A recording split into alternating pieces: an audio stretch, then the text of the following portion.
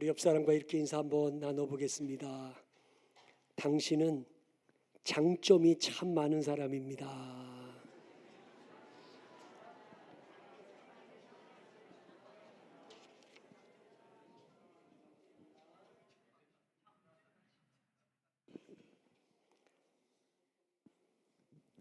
은혜가 있으면 장점만 보이고 은혜가 떨어지면 단점만 보이는 거 아닙니까? 여러분 어쨌든 내 남편, 내 아내, 우리 목장 식구들, 교인들 장점만 바라보며 칭찬하고 격려하며 살았으면 좋겠습니다. 감사가 내 인생의 답이다 라는 책에 나오는 이야기입니다. 미국에서 한인 목회를 하시는 안남웅 목사님이 미국 노스캐롤라이주의 어느 교회에 총빙을 받아서 부임을 했습니다. 그런데 그 교회에 소위 왕언니라는 권사님이 계셨어요. 왕언니, 말만 들어도. 그런데 이 안 목사님이 그 교회에 부임하기 전에 이 왕언니 권사님이 세 분의 목사님을 쫓아내신 분이야. 얼마나 기가 센 분인지 알겠죠? 그러니까 이 안 목사님이 이 왕언니하고 친하게 지내야지, 내가 잘못하면 나도 쫓겨나겠구나. 그래가지고 이제 교회 부임해서 왕언니 권사님하고 좀 친하게 지내려고 했는데 일이 꼬여가지고 도리어 더 틀어지게 된 거예요. 그런데 이 왕언니 권사님은요, 뒤끝이 보통이 아니야. 목사님이 악수하려고 손을 내밀면 손등을 딱 치고 뒤돌아서서 그냥 가버려. 그러니 목사님이 밤에 잠을 못 자는 거예요. 너무 힘들어서. 야, 차라리 내가 교회 사표 내는 게 낫겠다. 그러다가 교회 사표 내기 전에 기도라도 한번 해보고 사표 내자. 3일 동안 금식 기도를 하기로 했어. 하나님 앞에 3일 동안 금식 기도를 막 했어요. 기도하는 중에 하나님이 이 안남웅 목사님 마음속에 이런 깨달음을 주신 거야. 너는 왜 그 권사님 미운 것만 생각하냐? 그 권사님에게 감사할 조건을 한번 찾아봐라. 응? 너는 선입견이 세 분 목사님 쫓겨낸 그 권사님, 기가 센 권사님, 뒤끝이 있는 권사님, 막 이런 안 좋은 감정 버리고 그 권사님의 감사할 조건을 한번 생각해봐라. 그래서 이 목사님이 앉아가지고 그 왕언니 권사님 감사할 조건을 이제 적어보는 거야. 3시간을 머리를 막 짜가지고 쥐어짜가지고 감사 제목을 적었는데 50가지를 적었어. 대단한 거잖아. 50가지. 그런데 50가지를 딱 적어보니까 무슨 생각이 드냐면, 이왕이면 100가지를 적어보자. 그래가지고 새벽까지 그냥 머리를 쥐어짜가지고 100가지 감사 제목을 적은 거야. 그 100가지 감사 제목을 적어보니까 그 왕언니 권사님도 괜찮은 분이네, 이런 생각이 들었어요. 문제는 이 100가지 감사 제목을 적어서 전달을 해줘야 되는데 권사님이 무서워서 전달을 해줄 수가 없는 거야. 그래서 새벽 예배 마치자마자 권사님 집으로 찾아가가지고 권사님 우체통에다가 감사 제목을 집어넣고 돌아왔어요. 3일이 지났는데도 연락이 없어요. 가타부타 뭐가 대답이 있어야 되는데 연락이 없는 거야. 그러니까 이 목사님 더 불안해지는 거야. 이거 내가 괜히 화를 자초한 거 아닌가 막 불안해가지고 있는데, 주일날이 됐어요. 주일날이 돼서 이제 목사님 밖에 있는데 왕언니 권사님이 저쪽에서 걸어오는 거야. 목사님하고 눈이 마주쳤어. 그랬더니 이 권사님이 두 손을 바짝 들고 막 반가워서 오는 거야. 오더니 목사님한테 이렇게 이야기를 하더래요. 목사님, 사람 맞아요? 나는 목사님을 쫓아내려고 그렇게 못되게 굴었는데 100가지 감사하라니요. 그날 아침에 그 편지를 읽고 출근하다가 눈물이 쏟아져서 사고 날 뻔했어요. 그날로부터 안 목사님과 왕원희 권사님은 아주 친밀하게 잘 지내며 목회를 잘하고 계십니다. 자, 여러분, 제가 지금 이 이야기를 왜 드렸는 줄 아세요? 인생의 위기와 시련 앞에 있을 때 기도하면 감사 제목이 떠올라. 기도하면, 만약에 이 안 목사님이 기도하지 않았더라면 그 권사님과 관계가 뒤틀어지고 교회를 사임하고 그랬을지도 몰라요. 그런데 기도하다 보니까 하나님이 은혜를 주셔서 감사 제목이 자꾸만 떠오르는데 100가지, 야, 보통 일이 아니야. 나도 한번 100가지 적어보려고 했는데 쉽지가 않아. 여러분, 정말 속상하고 분하고 억울한 일을 당했을 때 불평이 쏟아져 나올 수도 있겠지만 하나님 앞에 잠잠히 기도하면 하나님의 은혜를 주셔서 그 고난의 상황에서도 감사할 게 떠오르게 만들어 주시는 거죠. 자, 바울과 실라가 빌립보 지방에 갔다가 귀신 들린 여종을 만났어요. 이 악한 영에게 시달리는 걸 보니까 너무 불쌍해서 예수의 이름으로 귀신을 쫓아내고 이 여자를 자유하게 해줬어. 온전하게 됐어요. 문제는 뭐예요? 귀신이 나가고 나니까 점을 못 보는 거야. 점을 못 보니까 돈벌이가 안 되잖아요. 이 여종을 고용해가지고 돈벌이 하던 업주가 바울과 실라를 고발한 거야. 영업방해죄. 그래가지고 고발을 해가지고 바울과 실라가 붙잡혀 갔어요. 매를 맞고 감옥에 갇히게 됐습니다. 예? 여러분, 이것처럼 억울한 일이 어딨어요? 아니, 뭘 잘못했어요? 귀신 들린 사람 온전하게 만들어줬는데 이게 왜 잘못이야? 이게 왜 매 맞고 감옥에 갇힐 일이야? 있을 수 없는 일이잖아요. 이렇게 선한 일하고도 억울하게 고발을 당하고 매를 맞고 감옥에 갇힌 바울과 실라가 어떻게 반응했어요? 원망하고 불평하고? 예? 그러지 않았죠. 바울과 실라는 어찌했습니까? 여러분, 25절을 보시기 바랍니다. 다 같이 25절 시작. 한밤중에 바울과 실라가 기도하고 하나님을 찬송하며 죄수들이 듣더라. 아멘. 바울과 실라는 억울하고 분통 터지는 일인데도 불구하고 그날 밤중에 하나님께 기도하는 가운데 은혜를 주신 거예요. 기도하다가 뭐가요? 찬송을 하더라. 기도하는 사람만이 감사할 수 있고 찬송할 수 있어요. 기도하지 않으면 원망이 터져 나오잖아. 불평이 터져 나오잖아. 기도하니까 감사가 나오는 거죠. 예? 기도의 나무에서만이 감사의 열매가 맺히는 거야. 지금 여러분, 어려움 없는 사람이 어디 있어요? 문제 없는 사람이 어디 있어요? 다 문제 있고 고난 있고 다 기도 제목이 있어. 근데 그 어려움 속에서도 하나님께 기도하면 하나님이 그 속에서도 감사 제목이 떠오르게 하시고 감사하면서 인생을 승리하며 살아가도록 만들어 주시는 거지. 기도하지 않으면 자꾸만 탄식이 나고 한숨이 나오고 원망이 나오고 어쩌다가 이런 사람 만나가지고 이 고생하나. 맨날 자기 인생을 비관하고 사는 사람 얼마나 많아요. 기도하니까 감사할 일이 너무 많아. 날마다 술만 먹고 그냥 진짜 집안일 돌보지도 않고 그런 남편하고 사는 부인이 어쩌다가 이런 남편 만나서 내 신세가 이렇게 됐나 그러던 사람이었는데 그 남편을 위해서 기도하다 보니까 감사할 일이 너무 많아. 뭐가 감사해? 그렇게 술 취했는데도 남의 집 안 가고 내 집 찾아오는 게 그렇게 감사하더래. 아니 술 취해가지고 비틀비틀거리고 막 그런데도 꼭 자기 집은 잘 찾아와. 그게 너무 감사해.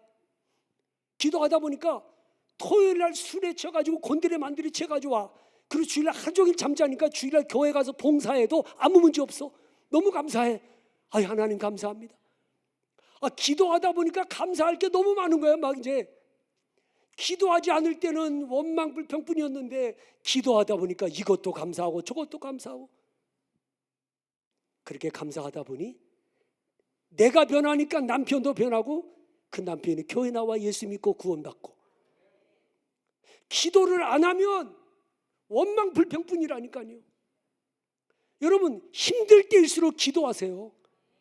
절망의 벼랑 끝에 서 있을 때 기도하셔야 돼요. 그래야 감사가리가 자꾸만 생각난다니까.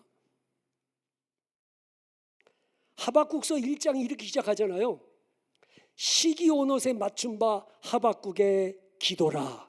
하박국이 기도가 시작되잖아요. 여러분, 이 하박국서는 바벨론이 유다를 침략하고 유다가 망하게 된다는 걸 알고 있는 하박국은 너무너무 괴로운 거야. 이 나라가 이제 망할 걸 아니까. 그래서 하박국은요, 심장이 두근거리고 다리가 후들후들 떨리고 뼈가 썩는 것 같은 고통을 겪어요. 하지만 하나님께 기도하기 시작하면서부터 하박국의 입술에서 감사와 찬송이 터져나와요. 비록 무화과나무가 무성하지 못하며 포도나무에 열매가 없으며 감람나무에 소출이 없으며 밭에 먹을 것이 없으며 우리의 양이 없으며 외양간에 소가 없을지라도 나는 여호와로 말미암아 즐거워하며 나의 구원의 하나님으로 말미암아 기뻐하리로다. 그 고통과 절망 중에 기도하니까 하나님이 은혜를 주셔서 그 고난 중에서도 찬송하게 하시고 감사할 수 있게 해주시는 거지. 이건 비단 하박국 선지자뿐만 아니에요. 여러분, 다니엘도 마찬가지 아니에요. 다니엘이 어렸을 때 바벨론의 포로로 끌려가잖아요. 워낙 똑똑하고 총명하니까 왕궁에서 이 똑똑한 애들 불러다가 교육을 받게 했어요. 다니엘이 왕궁 교육을 받으면서 바벨론의 인재로 등용을 해요. 근데 어느 날 바벨론의 느부갓네살 왕이 꿈을 꿨는데 이 꿈자리가 너무 안 좋아. 이 꿈 때문에 고민이 되고 밤잠을 못 자는 거야. 그래서 느부갓네살 왕이 바벨론의 술객들, 박수들, 점쟁이들 다 불러 모아놓고 내가 꿈을 꿨는데 이 꿈이 어떤 꿈인지 너희들이 맞춰봐라. 꿈을 얘기해 주셔야 우리가 맞힐 거 아닙니까? 무슨 소리야? 내가 무슨 꿈을 꿨는지까지 너희가 맞춰봐. 이거 모르면 다 죽을 줄 알아. 이러니까 막 바빌론 술객들, 점쟁이들, 박수들이 막 걱정이 태산인 거예요. 그때 다니엘이 하나님께 기도해요. 하나님, 무슨 꿈인지 알려주세요. 하나님이 환상을 보여주셨어요. 다니엘이 바벨론의 느부갓네살 왕 앞에 가가지고 당신이 꾼 꿈은 이런 꿈인데 그 꿈은 장차 이 나라가 어떻게 된다는 이런 내용입니다. 깜짝 놀랐어요. 이런 사람이 이 나라를 다스려야 된다 해가지고 바벨론 온 나라를 다스리는 총리 자리에 앉혀놓잖아요. 그런데 바벨론 총리들이 볼 때는 이 자국 백성도 아닌 이방 나라의 포로 소년이 국무총리 자리에 오르니까 눈에 가시 같잖아요. 시기 질투하잖아요. 그래가지고 바벨론을 이 다니엘을 죽이려고 음모를 꾸며 앞으로 30일 동안에 왕 외에 다른 신에게나 사람이 기도하는 자는 사자굴에 집어넣겠다라는 금령을 만들어서 왕의 도장을 찍게 한 거죠. 이때 다니엘이 어찌합니까? 다니엘은 죽느냐 사느냐는 이 절박한 상황에서도 하루에 3번씩 전과 같이 하나님께 기도를 드립니다. 남들이 보면 죽으려고 작정한 것처럼 보일지 모르지만 다니엘은 하나님을 향한 믿음, 한결같은 믿음으로 하나님을 섬기는 거죠. 근데 성경에 이렇게 말합니다. 하루 3번씩 무릎을 꿇고 기도하며 그의 하나님께 감사하였더라. 기도하니까 감사가 터져 나오잖아요. 여러분, 기도하면 하나님이 내게 은혜를 줘요. 하나님의 관점에서 바라볼 수 있는 믿음의 눈을 뜨게 해주시죠.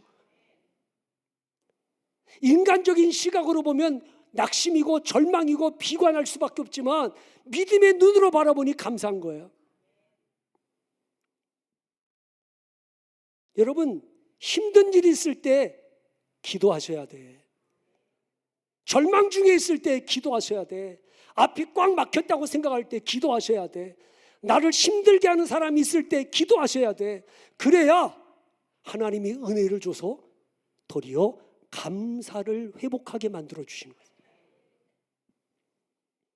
자, 바울과 실라가 이렇게 기도하고 찬송할 때 어떤 일이 일어났습니까? 여러분 26절을 보세요. 다 같이 시작. 이에 갑자기 큰 지진이 나서 옥토가 움직이고 문이 곧 열리며 모든 사람의 메인 것이 다 벗어진지라. 아멘. 옥토가 흔들리는 거예요. 여러분, 구약 성경을 읽다 보면 하나님이 임재하시면 땅이 진동하지 않았습니까? 옥토가 흔들리고 지진이 났다. 하나님이 임재를 경험하는 거예요. 여러분, 어렵고 힘든 상황에서도 기도하고 감사하고 찬송하면 하나님이 나와 함께하는 증거가 나타나는 거예요. 그 증거가 뭐예요? 옥문이 열리잖아요. 막혔던 것이 열리잖아요. 쇠사슬이 묶였던 것이 풀리잖아요. 오늘도 정말 하나님이 나와 함께 하시면 막혔던 것이 열리고 묶였던 것이 풀리는 역사가 일어나기 시작합니다. 사업도 마찬가지고 가정도 마찬가지예요. 인생에 막혔던 것, 묶였던 것 하나님이 나와 함께하면 그게 다 열리고 풀리는 역사가 일어나기 시작하죠. 어려울 때 원망하고 신세한탄하지 마시고 힘들고 어려운 고난 가운데서도 무릎 꿇고 기도하면 하나님이 나와 함께 하시고 열리고 풀리는 역사가 일어나기 시작한다. 네? 여러분, 기도하면요 감사만 솟구치는 게 아니에요. 기도하면 마음에 사랑이 싹이 나요. 사랑의 마음이 생겨요. 네? 미운 사람, 꼴보기 싫은 사람. 그런데 기도하다 보니까 하나님이 내 마음에 사랑이 솟구치게 해주세요. 사랑이. 오늘 말씀 같이 볼까요? 27절 28절 다 같이 한번 보죠. 시작. 간수가 자다가 깨어 옥문들이 열린 것을 보고 죄수들이 도망한 줄 생각하고 칼을 빼어 자결하려 하거늘 바울이 크게 소리질러 이르되 내 몸을 상하지 말라 우리가 다 여기 있노라 하니. 아멘. 여러분, 옥문이 열렸어요. 쇠사슬이 풀어졌어요. 그러면 어떻게 해야 돼? 바울과 실라가 감옥을 빠져나가면 되잖아요. 근데 안 빠져나가요. 그 자리에 그냥 머물러 있어요. 왜요? 자기들이 탈옥을 하게 되면 간수가 책임을 묻고 죽잖아요. 간수를 위해서 기회를 갖다가 포기한 거야. 간수가 누구야? 바울과 실라의 옷을 벗기고 매를 친 사람들 아닙니까? 인간적으로는 괘씸한 사람들이고 인간적으로는 미운 사람들인데 기도하다 보니까 하나님이 그 마음에 사랑의 마음을 주셔서 간수를 위해서 네가 자유를 버려라. 그래서 얼마든지 옥문을 빠져나갈 수 있는데도 안 빠져나가고 그 자리에 머물러 있고 간수들이 자결하려고 할 때 내 몸을 상하지 마라 우리가 여기 있노라. 이때 간수들이 바울과 실라의 사랑에 감복해가지고 엎드려서 하는 말이 뭐예요? 선생들이요 우리가 어떻게 해야 구원을 받습니까? 주 예수를 믿으라. 그리하면 너와 내 집이 구원을 받으리라. 여러분, 우리가 전도하는 거 열심히 전도해야 됩니다만 진짜 중요한 거는요 사랑을 통해서 감동을 줘야지. 감동. 예. 오늘도 여러분 미운 사람이 있어요. 꼴보기 싫은 사람이 있어요. 하나님께 기도하세요. 기도하면 하나님이 내 마음에 은혜를 부어주셔 사랑하게 하시고 긍휼히 여기는 마음 갖게 해주셔. 예? 내 마음으로 안 돼요. 내 힘으로 안 돼요. 하나님이 은혜를 주셔야 돼. 그래서 쉬지 말고 기도하라고 말씀하신 이유가 뭐예요? 기도하지 않으면 마귀가 내 마음에 교만의 씨앗을 뿌려요. 미움의 씨앗을 뿌리고 원망 불평의 씨앗을 뿌리잖아요. 기도해야 사랑하는 마음이 솟구치는 거지. 긍휼이 넘쳐나게 되는 거지. 예?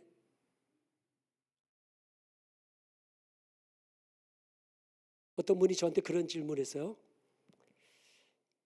목사님, 미운 사람 없어요? 미운 사람 왜 없어? 있지.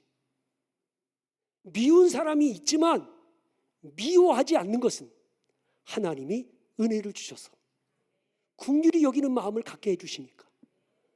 여러분, 나에게 상처 준 사람이 왜 없겠어요? 상처 주는 사람도 있고 나를 힘들게 하는 사람도 있지만, 그럼에도 불구하고 하나님께 기도하면 기도할수록 하나님이 은혜를 주셔서 그런 사람도 긍휼히 여기는 마음을 갖게 하시고, 하나님 앞에서 그 사람이나 나나 별 차이가 없다는 걸 깨닫게 하시고, 나 역시 허물투성이인 사람인데 내가 누구를 판단하고 내가 누구를 정죄할 수 있겠어?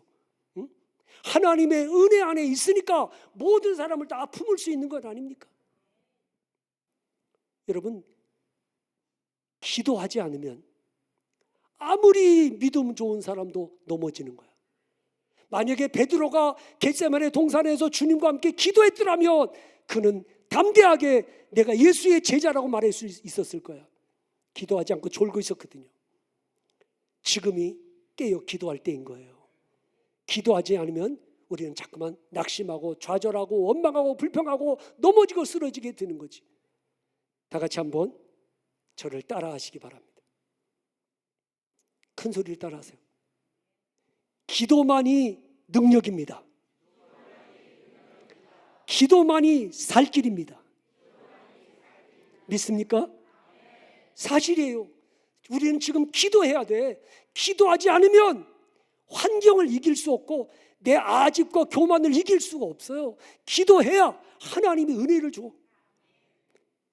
아무리 힘들어도 감사거리가 자꾸만 감사거리가 떠오르게 하시고, 찬송하게 하시고, 사랑하게 하시고, 긍휼히 여기게 하시고, 기도하는 사람은 이길 수 있고 견딜 수 있고 감당할 수 있어요. 기도하지 않으니까 안 되는 거예요. 힘든 거예요. 예.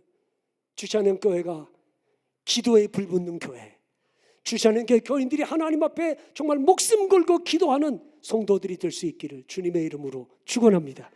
기도하겠습니다.